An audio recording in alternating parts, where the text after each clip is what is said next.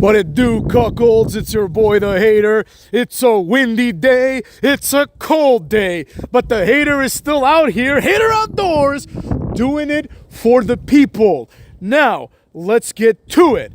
Today's video is about CM Punk. Now, there's going to be a few CM Punk videos here and there because he just came back for the 19th time, and as a result, the haters' hate for him has reinvigorated.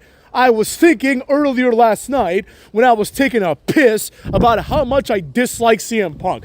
And I have some really good reasons that I'm going to share with you right now. First of all, when this guy debuted, I was not impressed in the slightest. You know what I'm saying? I had heard he's the first indie darling, if you think about it. I had heard from all the neckbeards back then, right, that CM Punk is the next big thing in wrestling. Now here's the problem. Back then, we didn't know these people were neckbeards. We thought they were just like us, wrestling fans, because the Attitude Era was still fresh in our minds, right? So we're like, oh, these guys are just pointing us to the next good wrestlers, right? Because they watch things that we don't watch, right? Because we don't have like ROH TV or whatever, right? But quickly, we realized that these people have no idea what they're talking about. If you've been to an indie show, you will understand this firsthand. The hater went to an indie show with a few friends many, many years ago, and there was a group of people there, I'll never forget it. It was a father and his 4 children, right? 2 sons, 2 daughters, college aged, right? Varying ages, but college age. And they're like, the father was like, we're here in town, all my kids go to the same college, I came to visit, and we thought, why not watch wrestling, right? And these were 4 regular people, a good-looking family. And then, like, as the show progressed, they started laughing. They were like, this is ridiculous. You know what I mean? We had people like Damien Priest in this show, right? He was like in the indies during this time. I think it was an ROH show. And he was like fat back then, right? So they were like, the fuck? What is this? Like, you know, where's people like The Rock? And I'm like, this is not that place. You know what I'm saying? You're going to want to go to WWE and you're going to go back about like 15 years. So CM Punk represents the beginning of this nonsense. He appears on ECW and cuts like a promo, right? Even the fact that they put him on ECW, the implications were that this guy just caters to a different fan base, right?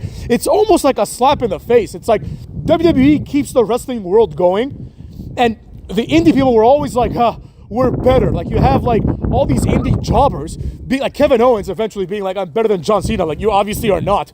You know what I mean? But anyways, the good thing about CM Punk, that I will give him credit for, is that he was instrumental in the big lie, in the big ruse that indie people are somehow better than non-indie people. Other people to blame for this are wrestling failures, Paul Heyman and others like him, right? Paul Heyman was like, CM Punk is the next big thing. And it's like, bro, okay, Paul Heyman, he hired a lot of people that ended up being stars. Personally, I chalk this up to coincidence and low pay. All the people that he hired are people that shouldn't have been stars. It just so happened that we had a golden era of the Guerreros, Jerichos, Mysterios of the world, right? These are people that in any other category wouldn't become successful. They did many years later, might I add, after Paul Heyman got through with them. But Paul Heyman, his eye for talent is not that good, right?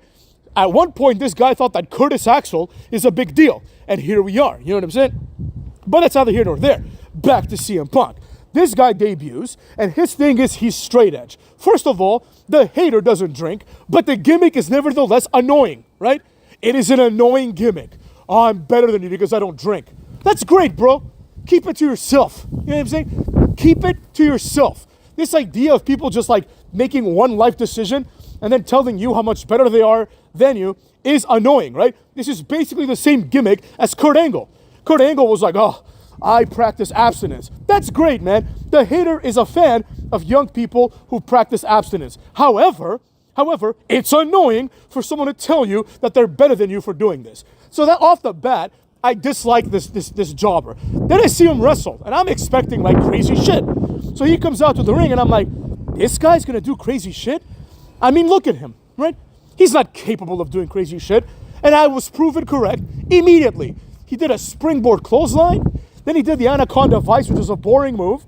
And he did a series of slaps, punches, and kicks that couldn't look faker if someone went out and said, I'm going to try now to do the fakest looking slaps, punches, and kicks. But that's fine. CM Punk found a spot in the WWE. The fans liked him for no reason other than they were told to like him, right? Nobody would naturally like CM Punk when he debuted. He was no different than Shannon Moore, with whom they put him in a program with, right? CM Punk's like, you're a poser, and he slapped him in the face. At that point, Shannon Moore should have whooped his ass. But this is wrestling, so they're not allowed to do that. Anyways, as time goes on, the calls for CM Punk to become a main eventer get louder and louder, right? CM Punk wins the Money in the Bank twice, I believe, and cashes it in twice, I believe, right? And he becomes a two-time world champion with the Money in the Bank, which honestly, in many ways, doesn't really count, right? But it counts for all intents and purposes. He becomes champion. Then he goes back to the mid-card. He starts like teaming with Evan Bourne and Kofi Kingston, you know what I mean? All this other nonsense. He's wrestling JBL for the Intercontinental title. Then he does the Straight Edge Society, which was actually entertaining and interesting because the gimmick of being straight edge was positioned as a heel gimmick. Exactly what it should be, right? An annoying Kurt Angle-esque gimmick, right? The Straight Edge Society was entertaining, and for better or for worse, it gave us Luke Gallows. From the perspective of Luke Gallows, this is really great because Luke Gallows, before that, played the literal role of a retard, right? He was Lenny from Of Mice and Men, and when the bell would ring, he'd become slightly less retarded and attack everybody, right? And, you know, that gimmick was obviously going to go nowhere, so I'm glad that they were able to at least rehabilitate Luke Gallows to still have a job today with the WWE. Good for him. However, after this is where things really get bad. First of all, he has that feud with Jeff Hardy, which in my opinion got a little too personal. I understand it's just wrestling, but you know he feels that way about him in real life because he is a straight-edge jobber, right? And he doesn't understand how like substance abuse and alcoholism can impact somebody. Well, guess what? The hater is well equipped to talk about this because the hater has surrounded himself many, many times in his life with alcohol abusers, you understand? Alcoholics, right?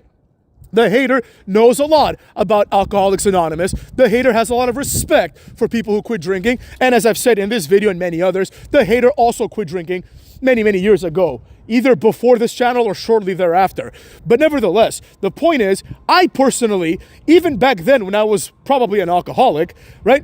I did not enjoy the way he was talking down to Jeff Hardy. I get that he was the heel, but Hardy was going through actual problems, right? That he's still going through. And nobody ever thought like, wait a second, maybe this is like a personal thing, right? It's essentially a disease as many people frame it, or at the very, very least, it's a disastrous character flaw that could end with you dying or in prison, right?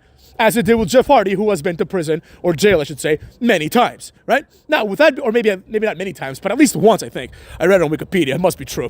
But anyways, the point I'm trying to make is that this character was even more loathsome. But that's not even the issue, because that's okay. You know, Randy Orton saying Eddie Guerrero's in hell is also tasteless, but I get it. It's a heel thing. I'm not going to be a sensitive Sally and start saying CM Punk shouldn't say this about Jeff Hardy. It rubbed me the wrong way, but that's okay. That's why I watch wrestling. Now, the problem with this was that Jeff Hardy was getting this massive boost and a massive push to go along with it.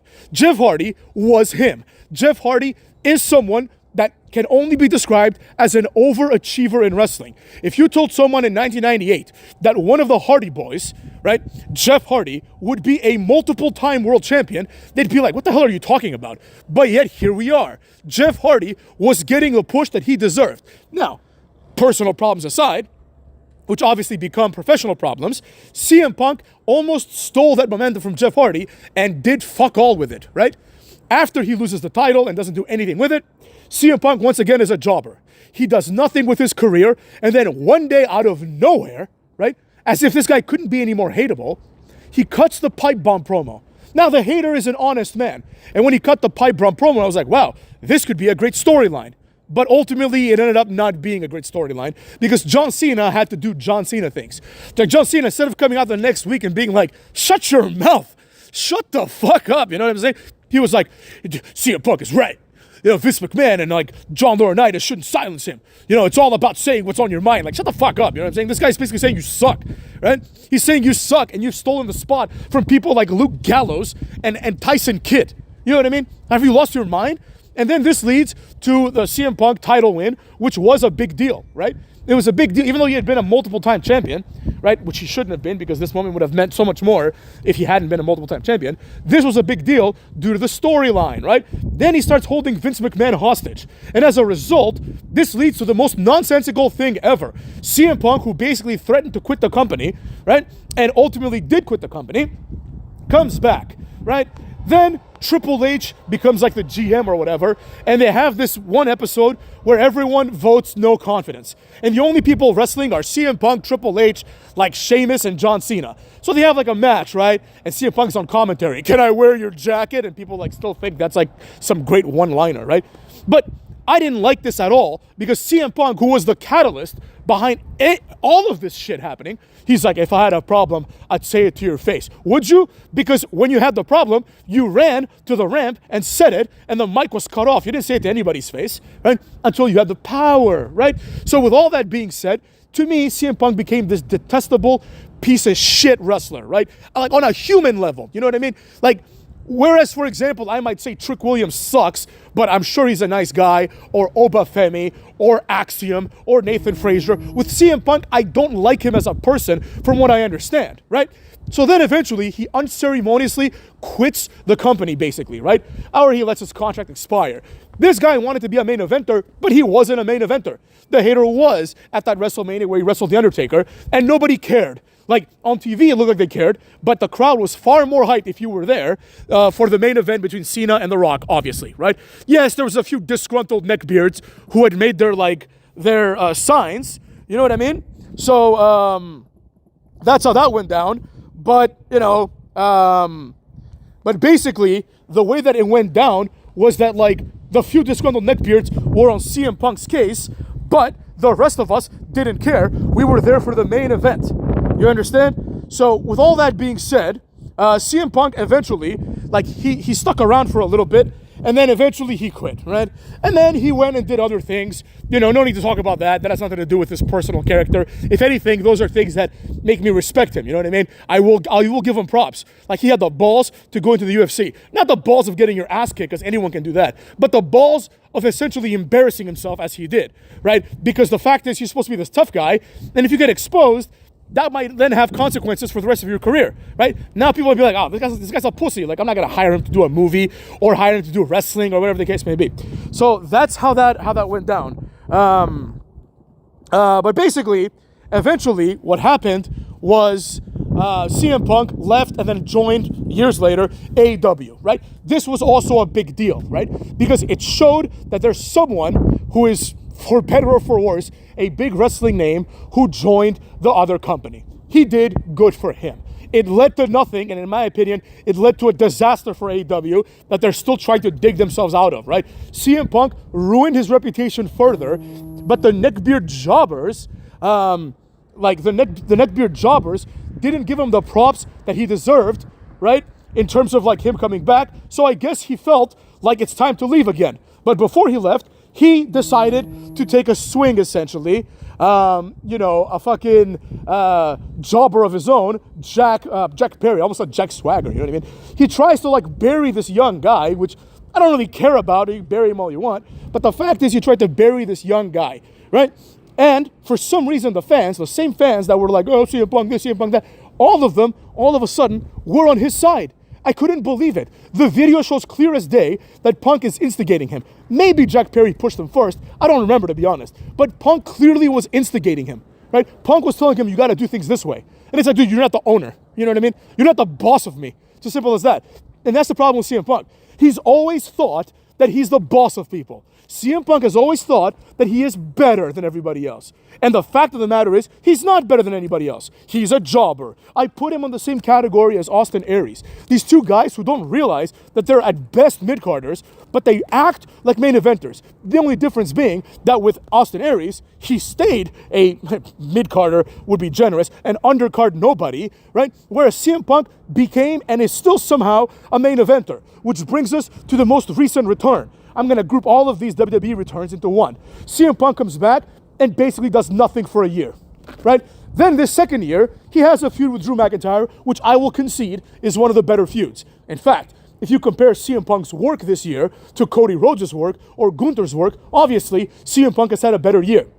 He has wrestled just as often as the two of them, despite being injured for like 9 months, number one. And two, perhaps most importantly, the feuds and the things that he's done have had some character, right? They've had some emotion behind them. Cody Rhodes has just been meaninglessly defending his title. Gunther has been meaninglessly having matches, right? So I will give him props. But this doesn't excuse the fact that just because he's better than Gunther and Cody Rhodes, who are also bullshit con artists who never wrestle, doesn't mean that he's good. As a matter of fact, his return now only serves to undermine the whole Roman Reigns face run, if you want to even call it that, right? He's more like a tweener. But basically, the Roman Reigns face run has been a colossal disaster that nobody could possibly be enjoying right now, right? And it's people like CM Punk that are coming in, and this is not like a slight against him, because what is he supposed to do? If he gets a reaction, he gets a reaction. But what angers me is that he gets this reaction despite contributing very little to wrestling as a whole, right? If you look at the impactful CM Punk moments in his career, there's like 3, right? He has as many as Matt Hardy, but nobody's like, he probably has fewer than Matt Hardy. Nobody is like clamoring for Matt Hardy to main event WrestleMania. And with that being said, this has been my most current video on CM Punk and why I don't like him. You know, this is all leading up to like a CM Punk mega rant. But maybe I'll take a page out of Triple H's book and I'll just slow build to it. Long-term booking cuckolds.